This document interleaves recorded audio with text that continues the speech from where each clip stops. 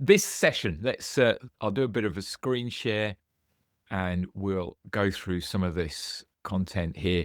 This session, again, we've put on, Simon and I, really to introduce some of the core ideas, and they really are simple, practical, foundational ideas that underpin all of the other leadership work that we do. LMI, as was mentioned, a global organization with a whole lot of experience. We're accredited by the Good Business Charter, which just means we aim to do business responsibly, and all of our programs are CPD certified, which is certainly helpful for those industries where CPD is necessary. Quick statement about what we do that can be summed up in the context of this idea called the total leader, which is to address all core aspects of leadership: personal productivity, personal leadership, motivational leadership, strategic leadership. Anything that you could find in the area of leadership will fit into one of those four areas. And we often get known for productivity, personal leadership, the sort of lead and manage yourselves before you lead and manage others. And our intent is always to help organizations develop the consistent quality and quantity of leaders now and for the future. So not just to put a few people on a course, but let's work to embed great leadership. And we have this core belief, really, that leadership, good leadership, makes all the difference. And that's the total leader in terms of some of the subjects that you'd find within each of those core areas. But without any further preamble, we'll get straight into these four foundations. And so LMI, 65 years now, across 90 plus countries, more than 2 million participants on our programs.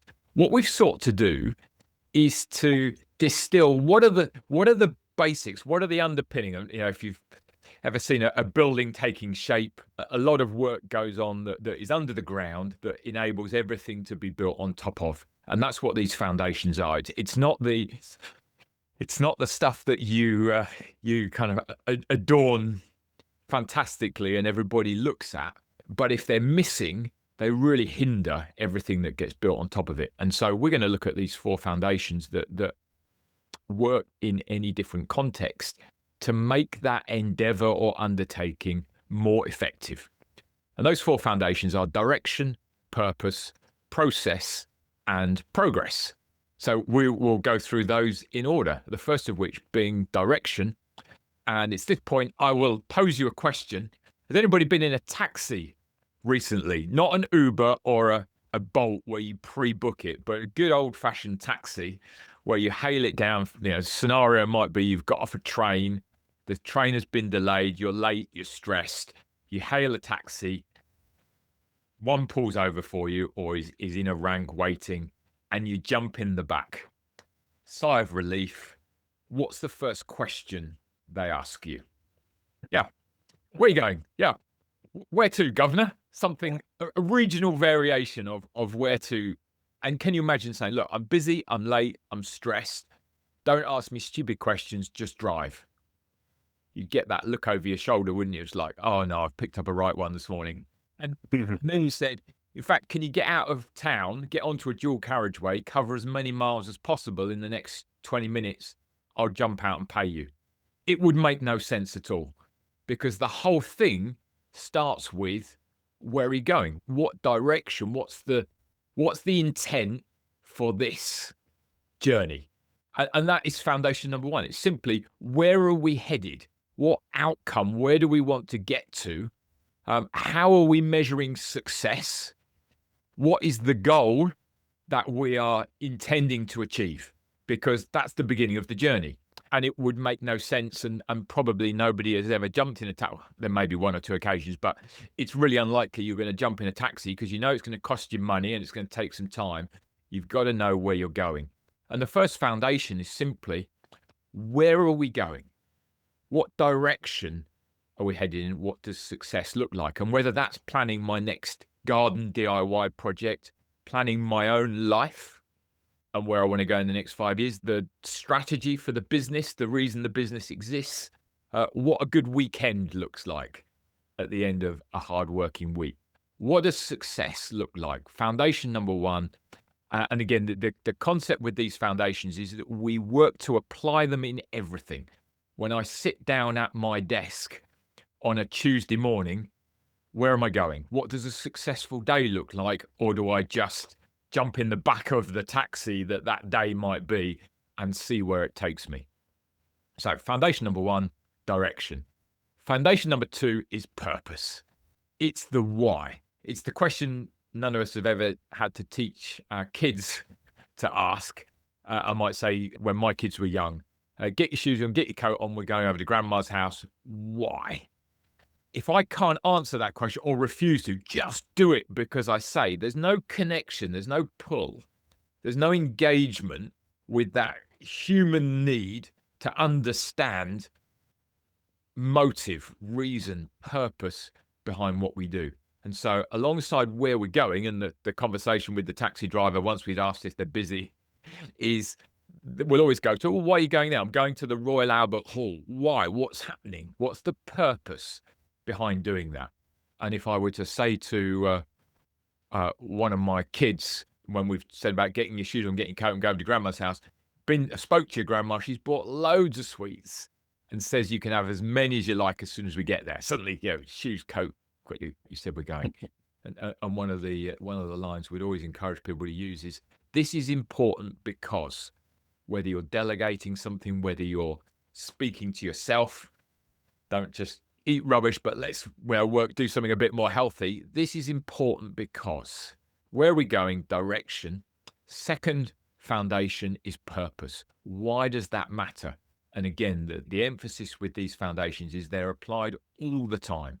As soon as we extract or neglect to keep the purpose behind something, the reason, front and center, it's easy to stop doing it. So success, where are we going? Purpose is the motivation behind it. And once we get these things circling around this concept of goal-directed action, it becomes this virtuous circle wherever we are, even if we're a long way from everything we'd like to achieve, it gets us moving in the right direction. And a core really for us, LMI, is to help individuals, teams and organizations to be more successful and experience consistently higher levels of motivation, because that's where you bring the best out of all parties. In other words, if you have worthwhile goals and you're making progress towards them, you are successful. This is a really important idea. When people feel successful, if you watch sports teams, when it's going badly, and the crowd is on their back, it becomes harder and harder to do even the basics that people are well capable of whereas when it becomes positive, when you create an environment where people feel like we're doing well and we're successful, everybody plays even better. And that's just as much the case in work, in business, and in life in general.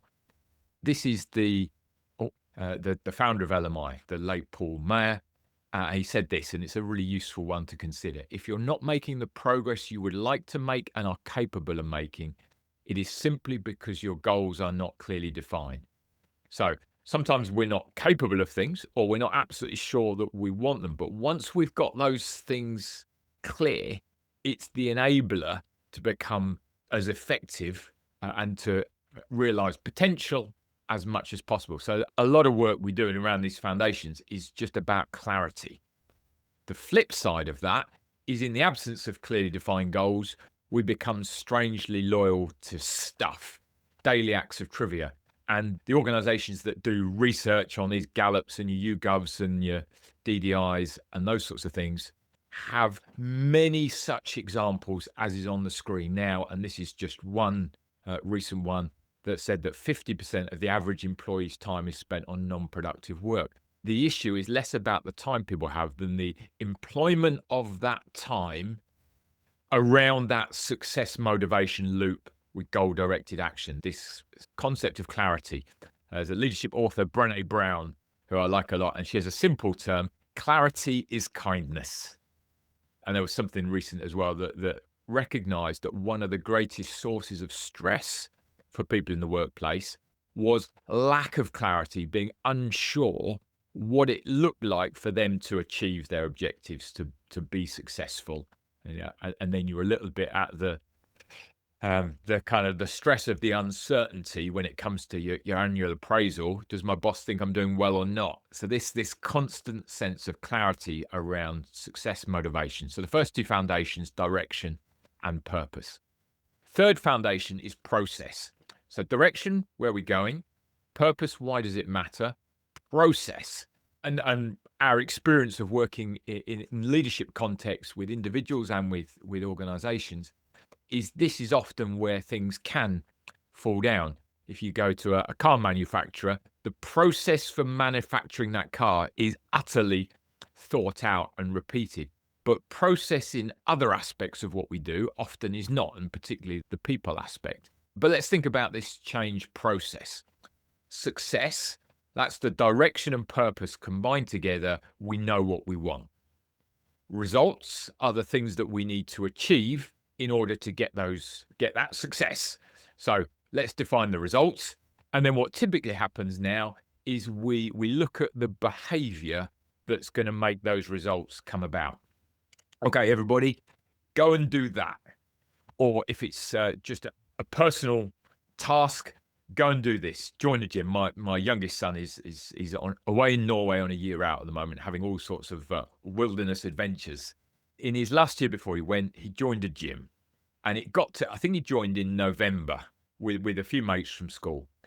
Came to January, went off to the gym after Christmas holidays, and went, Dad, it was really busy, and it was quite a small one that he went to. Maybe I'll have to change and go somewhere else. And being a wise old owl, I said, just give it a couple of weeks and let's see how it goes. And of course, you know the story. A couple of weeks later, as it got to sort of late January, it was entirely back to normal. All of that new year oomph and energy, we want different results, so let's do different behaviors, had ceased. And that's a well-told story, but it happens in many other contexts because the behavior is just the tip of the iceberg.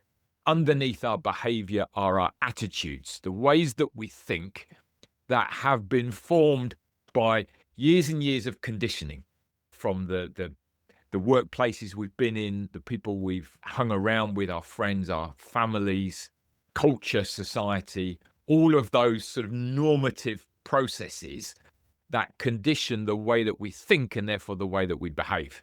So for that person to continually go to the gym beyond the latter part of January, there needs to be some thinking and reconditioning. And that reconditioning takes place through these two little words, spaced repetition, the repeated exposure to ideas and information, which over time helps to positively recondition the way we think and therefore the way that we behave to get long-term the right results. And it's, in our opinion, why short-term training rarely works, because all you get is the information rather than the process through repetition of reconditioning the way that we think that's going to have lasting impact. So if we want different success at the output, we have to break it down and build some infrastructure right at the base level that's going to help recondition the way that we think and the way that we behave. Example, always slightly nervous, especially in a small group, to ask the question and not embarrass anybody, but have you brushed your teeth today? Well, let's go in the last couple of days at least, give a bit of leeway. We're probably on safe ground. Did anybody have a post-it note on the mirror to remind you? Or an alarm scheduled on your phone, 7 a.m, don't forget to brush your teeth. But think how many repetitions it took for that to become the case. I've got 3 kids who are all now adults, and I reckon it was about 15 years before, 14, 15 years before it became something they just did. And even then, it would still need the occasional reminder. But eventually, as adults, it's become part of our conditioning. And it's not just the behavior, it's the attitudes around why it's important. So it's direction and its purpose, supplemented with process. Think about all the hours of mentoring, coaching, practical help, support, education that went into that. And that's the same process. If we want to change anything, and particularly leadership behaviors, and that's not just leading teams and others and organizations, but leading ourselves, the way that we show up every day, is about what repetition do we need. And if it's something new, we do need the post-it note on the mirror, the reminder on the phone, the recurring agenda item, the consistent last Friday of every month team coffee and cake, or whatever it might be. It's the infrastructure that reconditions, that means that the long-term stuff happens, rather than we tried something, it was good for a few weeks or months, and then it tailed off. You might have come across James Clear, who's written Atomic Habits, which is an interesting book on the subject. And he says this: we don't rise to the level of our goals, we fall to the level of our systems. So we need the goals, the direction and purpose, but then we need the system, the process. So third foundation for us is process, to establish the long term around the correct attitudes and behaviors. And typically, if you want to get the right behavior, if you could inject the right way of thinking, that behavior would automatically continue once people know what that behavior is. So a lot around attitude change, not just introducing an idea. And certainly in the world of AI and current technologies, information, ideas has never been easier to get hold of, but it's the application through repetition that is really the challenge. Okay, fourth foundation. So we've done direction, purpose, process. Fourth foundation is progress, or the slight edge. Looking for and celebrating 1% gains, the progress. And remember the line, if we have worthwhile goals, we're making progress towards them, we are successful. And so it's the looking for and recognizing, celebrating the progress that keeps that success motivation loop going. And you'll see a couple of the sporting context for this. Clive Woodward, England rugby, when England won the Rugby World Cup, they got an Australian eye coach, so that and they worked on the eye muscles between focusing in the distance and short, because that might make the difference between catching a ball right at a crucial moment or dropping a ball and it being a knock on. Dave Brailsford, more famous around this aggregation of marginal gains in the world of cycling. So this direction, purpose, process, but then progress. Look for and celebrate the 1% along the way. I mentioned AI. What's the purpose of AI? And it's talked about everywhere. For us, it's simply to aid progress towards worthwhile goals. And so many people are being distracted with all sorts of other things rather than it being specifically helpful. Just because you can doesn't mean you should. Is one way of thinking about that. Okay, so those are the four foundations. Happy share this graphic. Again, part of the infrastructure around the third foundation. I have this pinned just above where I'm sat here. I carry it with me in my planner all the time because it's part of that reminder. It's the post-it note on the mirror, because it's so easy to forget, to be in the back of the taxi and just say drive, to start a day, do a load of emails, go to some meetings, get working on stuff, and then go, where exactly was I supposed to be going? And then am I following these four foundations? And so the embedding of these four things at all levels of personal, team, and organizational activity, as they become more and more ingrained, and it becomes the context for every meeting, for every new project, for every bit of client work, as well as what does a good weekend look like? What are we going to do as a family in the holidays, or whatever else we might be engaged with? Then it starts to have a really significant impact, because you're asking the right questions consistently at the right time.